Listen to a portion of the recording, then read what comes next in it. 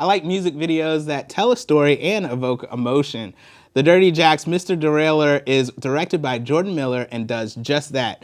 I have Jordan here in the studio. Welcome, Mr. Miller. Thank you for having me. It's my pleasure. All right, so I told you I really want to geek out about this music video because I think it's a really cool video. It tells a story. Can you just give like a quick synopsis kind of what the video is about? Sure, yeah. It follows the storylines of quite a few different individuals who are all having their own personal issues in their life, and it all sort of brings them together to basically a field party, an outdoor concert where the band is playing, and there's a structure where everybody sort of takes chalk and writes some personal, deep issue that's like tearing them apart on the thing, and they all together burn it in a giant inferno and sort of let their problems just burn away, you know?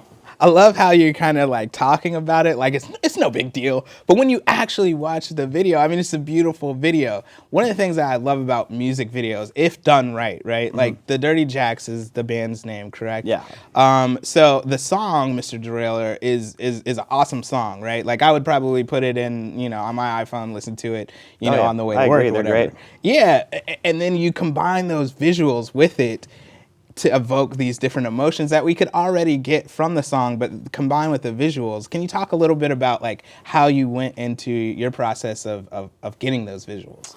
Well, I've always found music to be a very visual medium, even though it has no outright visuals to it, because, I mean, for me, as a musician and a filmmaker, there's no one without the other. Like, you listen to music, you listen to an album, and it's like a story, it's like a movie. So there's always, like, just visuals that come when listening to music, no matter what's going on. And the band had the initial idea for the concept. They came to me and they said just that they had an idea for something that would culminate in an outdoor concert, and they wanted to burn a big structure. And we talked it out and decided kind of this would be a great way to make it really personal and emotional, hopefully, and yeah, just wrap it all up in something we thought would be really great.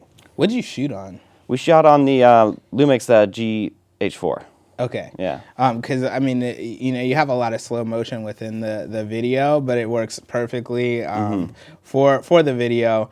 So that's just me geeking out on what. Yeah, the thing that it's great. I mean, it's a small camera. It's not like astronomically expensive, but the thing can shoot at like 90 frames per second, which looks really, really nice. And we knew slow-mo would be really something we wanted with this video, especially with all the fire. Yeah. All right. Now, this is one thing that when I was watching it, I was like, okay, they had to have like a fire truck off to the side. Like, tell me you did. Or maybe you don't need to tell me because we're rolling. We did what we had to do, Don't worry about it too much. All right. Well, we had people who knew what they were doing there. Erased all this. Cut. All right, yeah, okay, so cool. Yeah, that was one of the things that really struck me, and I think it was really awesome because as everyone puts, the different things on the structure and then burning it, it's just like an inspirational video.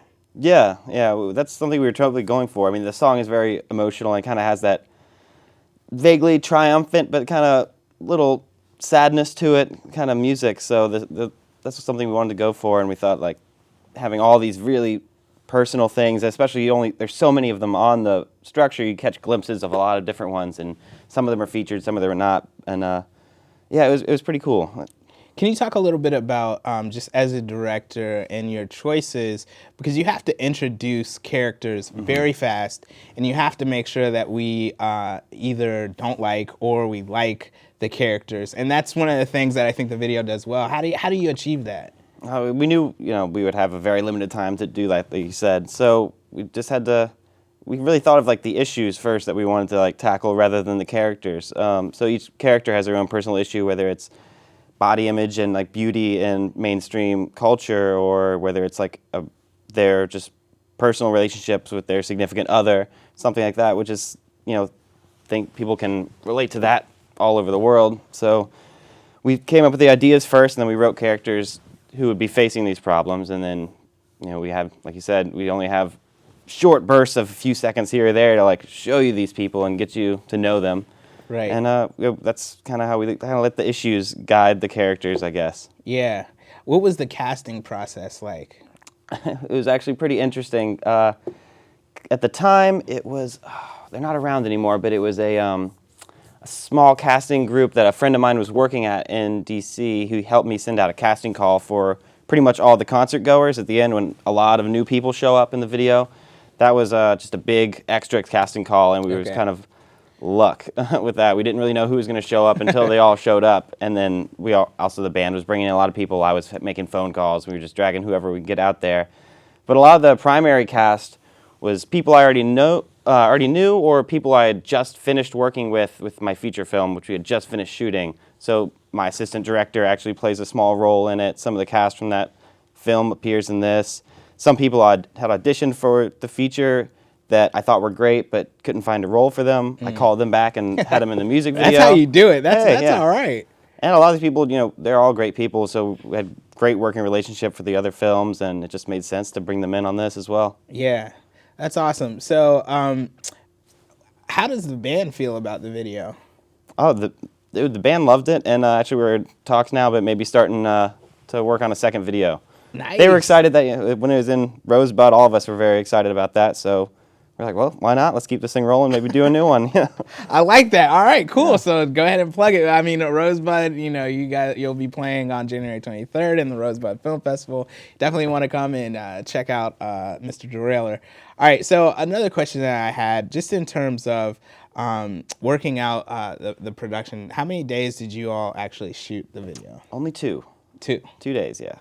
It was one day. Basically, one day is all the field and fire, and everything else is the other day. Okay. All right. So, these days, social media, these different things kind of reign, right? And I think that was a big theme throughout. Does it have any thematic? Because it brings everyone together to the field. Was that like your intention, or? Yeah, that was the intention. With all the stuff that people are dealing with in their lives that they're writing on the structure and burning up, there's not always a steadfast resolution to everything. Sometimes the resolution is accepting that we're all a bunch of flawed individuals, and maybe we can just write it out together, and instead of having everything necessarily have to be fixed, they're things to be, lived with and accepted, because, no one's perfect, so everybody comes together, and yeah.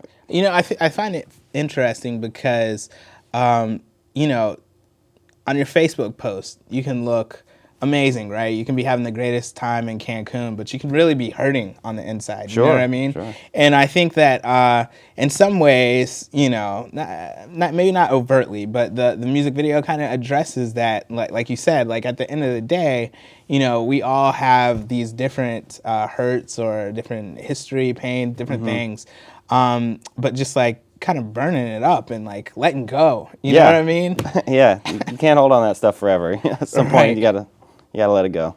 Awesome. All right, so right now you guys are going to be playing at the Rosebud Film Festival. Anything else? Is it doing the festival circuit right now? Well, some stuff that's in the works. Like I mentioned briefly, just finished. We're in post-production of my feature film, The Red Effect, and also just finished a short film I co-produced with another filmmaker, Daniel Weiland. We finished a short film called Last Winter, which has been submitted to a bunch of short film festivals, and right now we're just waiting to hear back. Awesome. Now, you went to American University, right? I did. Go Eagles. That's what I'm talking about. There we go. You got your master's over there? Yes, sir. MFA over there from me? Yeah, that's what's up. That's cool. So you graduated recently, correct? Yeah, about a year ago. Yeah, and you're already doing a feature. I'm jealous. That's my Moby Dick. I can't quite get That's awesome. I've always been a big fan of taking stuff I already want to do and making my school assignments work for me. I have my own band, and I need to make music videos when I was in college, so I had assignments. So I'm making my band's music video. That's smart. And maybe I'll get an A for it. Who knows? So when I had to do my thesis, I was wanting to make a feature, and I just met the right people at the right time, and they offered me the right gig, and I just combined it all together. All right, Jordan. So if people wanted to view some of those videos, how could they reach out to you? They can reach out to me through my website, gypsycabstudios.com. And on there is contact information, all the kinds of videos. Everything you really want to check out is on there if you feel like doing it. Awesome. Shout out to your producer, Sarah Nelson, who couldn't make it today, but, it's all good. Just want to give her a shout out. She was supposed to be sitting next to me here, but she can't be with us. Hey, Sarah. Sarah, the ghost. All right, man. Again, congratulations. Mr. Derailer will be playing at Rosebud on January 23rd. Thanks for coming on the show, Jordan. Thank you so much for having me.